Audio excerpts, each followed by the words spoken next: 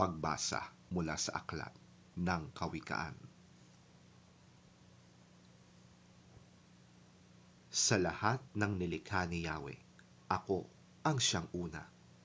Noong una pang panahon, ako ay nalikha na. Matagal ng panahon nang anyuan niya ako, bago pa nalikha at naanyo itong mundo. Wala pa ang mga dagat nang ako'y lumitaw. Wala pa ang mga bukal ng tubig na malilinaw.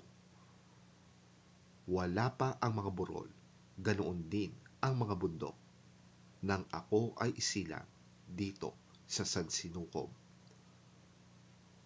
Ako muna ang nilikha bago ang lupa at bukid, nauna pa sa alabok at sa lupang daigdig.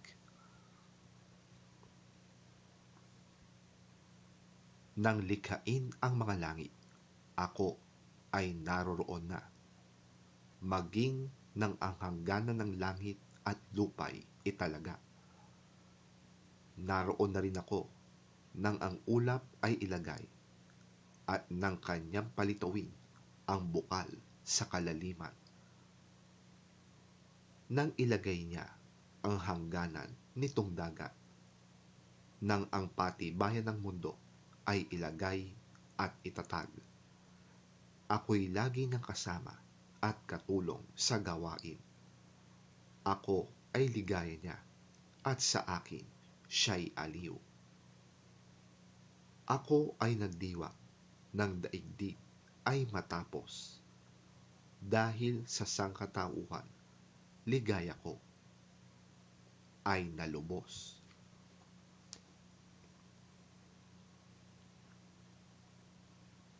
Ang salita ng Diyos. Salamat sa Diyos. Pagbasa mula sa sulat ni Apostol San Pablo sa mga taga-Roma. Sapagkat napawalang sala na tayo sa pamamagitan ng ating pananampalataya, mayroon na tayong mapayapang relasyon sa Diyos sa pamamagitan ng ating Panginoong Hesukristo. Sa pamamagitan ng pagsampalataya kay Hesukristo, tinamasa natin ang kagandahang loob ng Diyos at tayo'y nagagalak dahil sa pag-asang tayo'y makakabahagi sa kanyang kaluwalhatian. Hindi lamang yan, ikinagagalak din natin ang mga kahirapang ating tinitiis dahil alam nating ito'y nagbubunga ng pagtiyatiyaga at ang pagtiyatiyaga ay nagbubunga ng katatagan at ang katatagan naman ay nagbubunga ng pag-asa. At hindi tayo binibigo ng pag-asang ito sapagkat ang pag-ibig ng Diyos ay ibinuhos na sa ating mga puso sa pamamagitan ng Espiritu Santo na ipinagkaloob sa atin ng Diyos.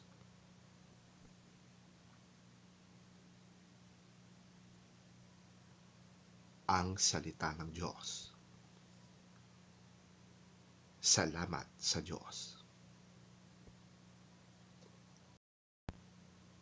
Ang mabuting balita ng Panginoon ayon kay San Juan. Papuri sa iyo, Panginoon.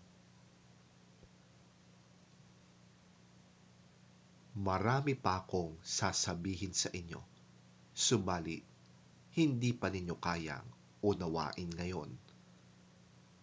Ngunit pagdating ng Espiritu ng katotohanan, papatnubayan niya kayo sa lahat ng katotohanan galing sa Diyos.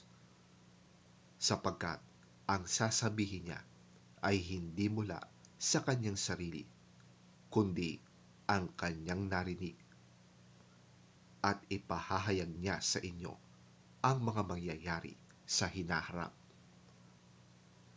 Pararangalan niya ako sapagkat tatanggapin ng Espiritu mula sa akin ang ipahahayag niya sa inyo. Ang lahat ng sa Ama ay sa akin, kaya ko sinabing tatanggapin ng Espiritu ang mula sa akin at ipahahayag niya ito sa inyo.